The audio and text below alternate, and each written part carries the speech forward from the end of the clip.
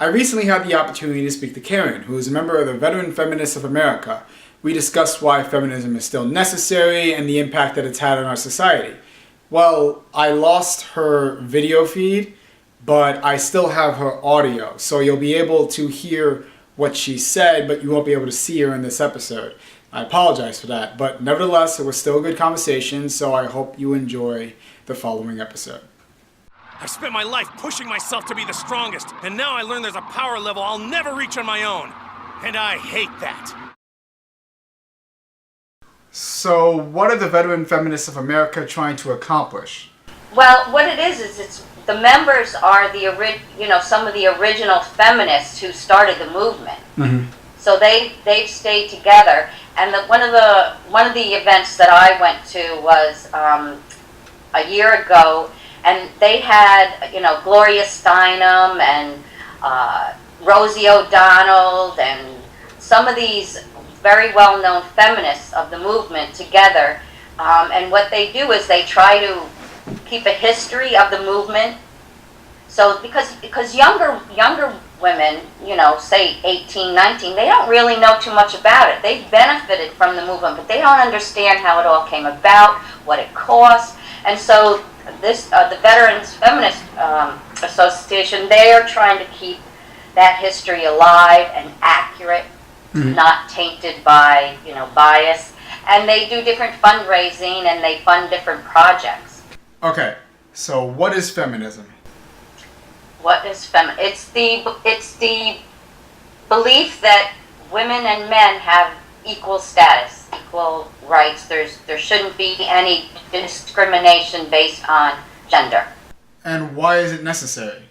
Well, if you look at other parts of the world where it isn't, where it's dramatically not, like Saudi Arabia, some other countries, you can see how if females are not given equal status, then you can discriminate against anybody.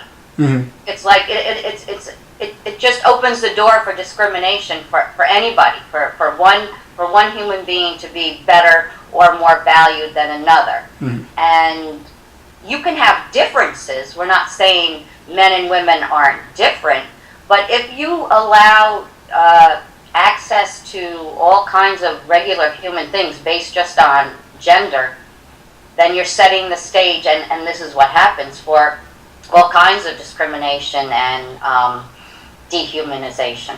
What do you say about the radical feminists that are out to prove or believe that they're superior to men?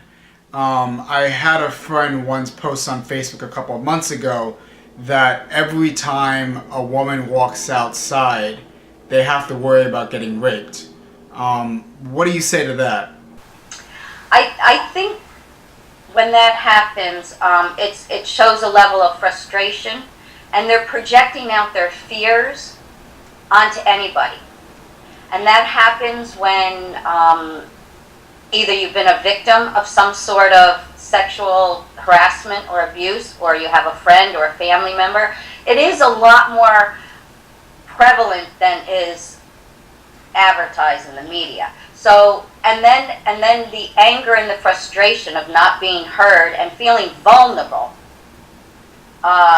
causes these people to lash out that way and distort what in the movement never meant to portray. Feminism, the early founders, it was really truly about basic things like being able to get credit, being able to have custody of your own kids, being able to have birth control without having to have your husband okay it or your minister, real basic things that now we take for granted. So I would hope this person who posted that finds some people to restore her faith in the male gender, because I have 2 sons, and I know every time we walk out the door we're not available for rape. But it sounds like she's very frustrated. Yeah. What do you say to the men that are fearing that feminists are out to get them or trying to overtake them? I think again it's fear. I think a lot of it is there's a underlying fear that there's not enough pie to go around, and now the women are in there, and they're going to make it even harder to make a good living. They're going to men will be even further marginalized. And there's a kind of a, well, I don't know, I'm not a guy, but I would imagine there's a nostalgia for when things were more easily, you could figure out what was a man's position in a relationship and what was a woman's. I think it was a little easier because it was more defined, where now it's not, and it's easy to upset someone or to say something that they find is offensive, where in the past it was kind of clear cut. I don't know if it actually was clear cut, but I think society viewed it as clear cut. This is what women's role are, this is what men's role are, let's not rock the boat. And now it's all up for grabs. And I think people fear there's going to be less for everyone. And that's just not true. No, I agree with you. I feel like a lot of men are frustrated with what their role is supposed to be. A lot of men are worried about coming off as creepy now because of rape culture being a thing. They don't know whether or not to make a first move or whether or not to pay. And with all this confusion, I think some men think as though women use feminism to their advantage sometimes. And I'll give you an example. Equal pay for equal work. A lot of women want that, and deservingly so, but when it comes to paying for your own then on a date, they say, oh, well, you know what, you're the guy, you pay because that's just how it is. So what do you say about that? Do you feel as though men and women can ever be equal in life without always having to worry about who does what? I think the part about the date, I have to admit, I think it is difficult for guys because you risk a lot more rejection. Because you are kind of expected to be the initiator. But on the other hand, if a female initiates too much, she gets a reputation. So there is risks on both sides. So to me, what's really needed is better communication in a safe venue. Because sex is so potent. We're attracted to each other. It's part of being an animal, a mammal, and it just makes everything that much more dicey.